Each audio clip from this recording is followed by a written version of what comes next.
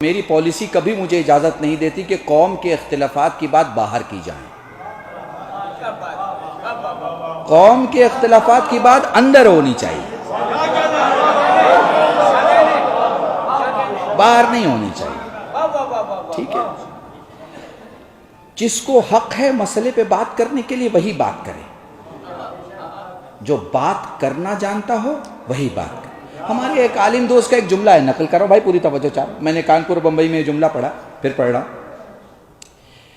ये मेरे जवान बैठे हैं माशाल्लाह से।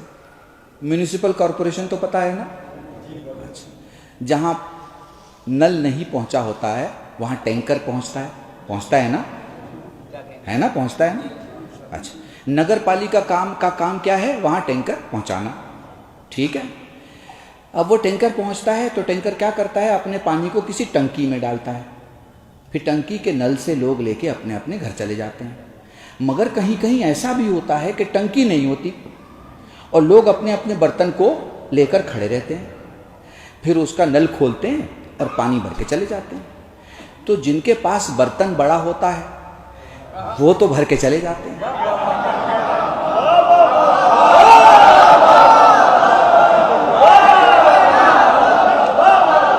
अब मुझे इंसाफ से बताओ कि मैं घर से 2-4 पेप्सी की बोतलें लेके या कोका की बोतलें लेके और मैं आराम से उस नगर पालिका का जो टैंकर आया है उसके 6 इंच का नल खोल के और बोतल लेके बैठ जाऊं तो पानी बहेगा कि भरेगा?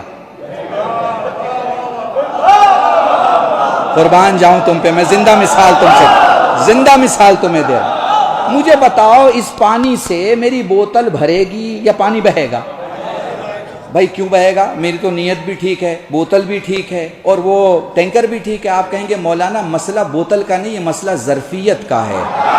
मैंने बहुत बड़ा जुमला, बहुत बड़ा जुमला, बहुत बड़ा जुमला कहा।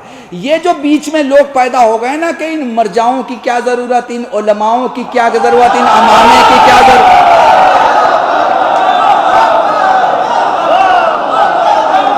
हमारे लिए तो इमाम का फतवा काफ़ी है, हमारे लिए तो इमाम की रिवायत काफ़ी है, हमारे लिए तो इमाम काफ़ी है। अरे भैया, जब बड़े से टैंकर में छोटी सी बोतल नहीं भरी जाती और तरीका यह है कि उसे कहीं और ट्रांसफ़र किया जाता और फिर वहाँ से लोग अपनी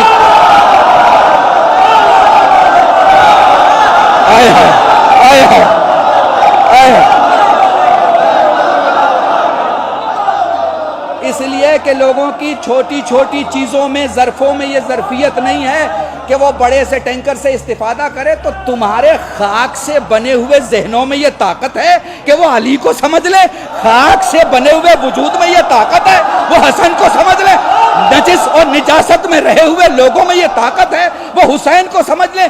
अगर तुम्हें पंजतन को समझना है, इसीलिए ज़रूरी है कि तुम्हें याकूब कुलैनी के पास जाना होगा, तुम्हें हिल्ली के पास जाना होगा, तुम्हें खुई के पास जाना होगा, तुम्हें सिस्तानी के पास जाना होगा, तुम्हें खामनाई के पास जाना होगा, क्योंकि ये बताएंगे इनका मौला क्या बोल रहा है।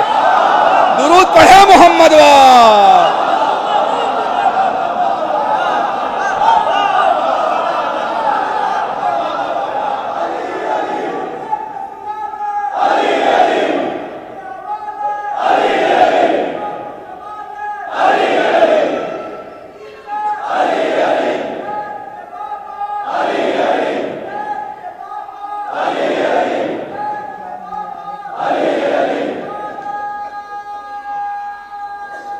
सलामत रहे।